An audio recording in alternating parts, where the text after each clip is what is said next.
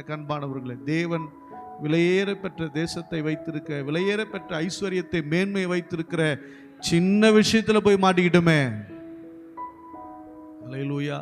சின்ன சின்ன பாவங்களை மாட்டிக்கிட்டு பரிசுத்தத்தில் வளர முடியாம, ஜபத்துல வளர முடியாம, தேவ அன்புல வளர முடியாம, அபிஷேகத்துல வளர முடியாம சிக்குண்டு போனவங்க எவ்வளவு பேர் தெரியுமா? சின்ன சின்னது. எப்பா உன்னை வச்சு பெருசா செய்ய போறாரு, ஏமா உன்னை வச்சு பெரிய காரியம் செய்ய போறாரு, நீ போய் சின்னதுல போய் மாட்டிக்கிறியே. அல்லேலூயா. ஆகானுடைய பெயர் குறிக்கப்பட்டது, அவனுடைய குடும்பம் குறிக்கப்பட்டது. அந்த குடும்பம் முழுக்க அந்த பள்ளத்தாக்கு நிற்க வச்சு கல்லால் அடிச்சு அந்த கல்லை போட்டே மூடிட்டான் குடும்பத்தையே. அந்த ஆகார் என்பதற்கு பெயர் துன்பமும் தொல்லையும். தேவனுடைய பிள்ளைகளை, நம்முடைய வாழ்க்கையில கர்த்தருக்கு பிரியமில்லாததை செய்யும் போது, கர்த்தர் வேண்டாம் என்று சொல்கிறதை செய்யும் போது, துன்பமும் தொல்லையும் நம்முடைய வாழ்க்கையில் அந்த கற்கள் குவிந்ததை போல நம்முடைய வாழ்க்கையில குவிந்து விடுகிறது. நமக்கு புரியல, கல்லா எறிகிறாங்களே, எல்லாம் என்னையே சொல்றாங்களே.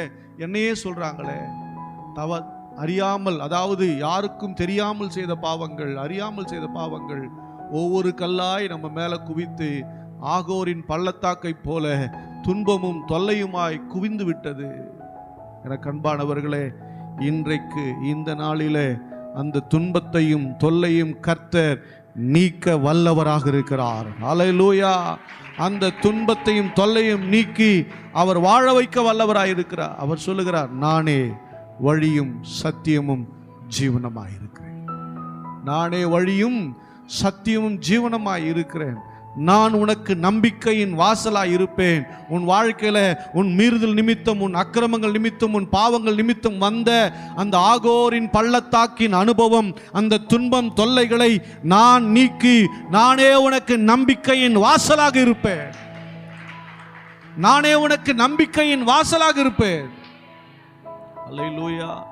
வாசிக்கலாமா? யோவான் எழுதின சுவிசேஷம் 10ஆம் அதிகாரம் 9ஆம் வசனம் வாசிக்கலாம்.